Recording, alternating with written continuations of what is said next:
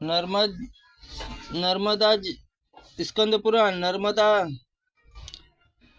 नर्मदा का आगमन। महेश्वर ने बिना किसी आधार के स्वर्गलोक पृथ्वी पर कैसे जाऊं? नर्मदा की बात सुनकर देवादिदेव महादेव जी ने 8 पर्वतों को बुलाया।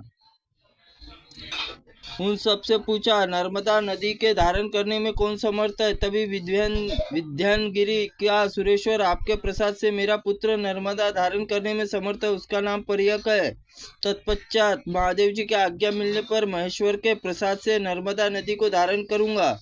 तदनंतर नर्मदा देवी पर्यकगिरी शिखर पर स्थित होकर उतरी और उसमें जला राशि के वेग पूर्वक भ्रमण, पर्वत, वन और कानूनों सहित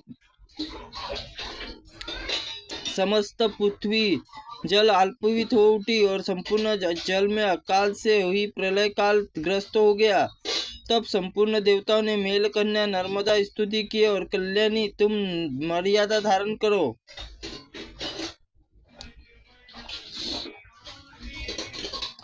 किसी नियम सीमा की स्थिति में इस प्रकार विश्व के हितकारी बनो। देवताओं के इस प्रकार प्रार्थना करने पर महादेव जी की आज्ञा से नर्मदा जी पूर्ण रूप से संकुचित कर लिया और अब स्रोत रूप से बहने लगी।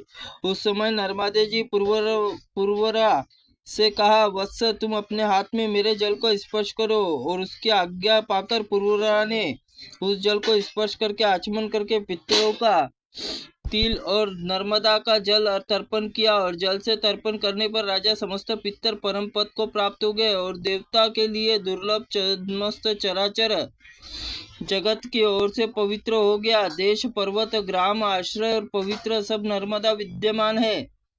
सरस्वती का जल 3 दिन पवित्र रहता है। यमुना का जल 7 दिन पावन बताया गया। गंगा जल स्नान करने पर तत्काल पवित्र करता है, परंतु नर्मदा मात्र दर्शन मात्र से पवित्र कर देती है।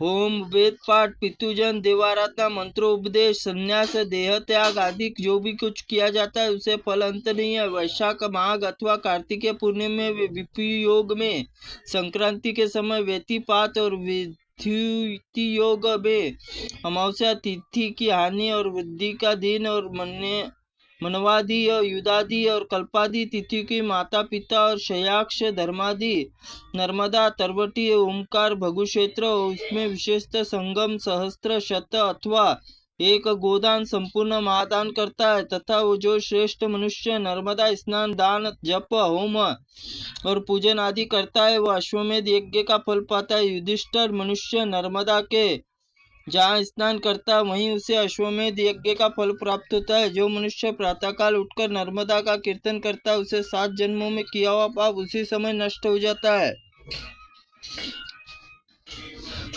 तथा जहाँ संगम बाललिंग से युक्त नर्मदा स्थित है वहीं स्नान करके अश्वमेध यज्ञ का फल पाता है, अंत में शिवधाम को जाता है। त्रुटिपूर्ण वाक्य के लिए भगवंत आप हमें क्षमा करें। ओम नमः शिवाय नमः। ओम स्कंद पुराणाय नमः।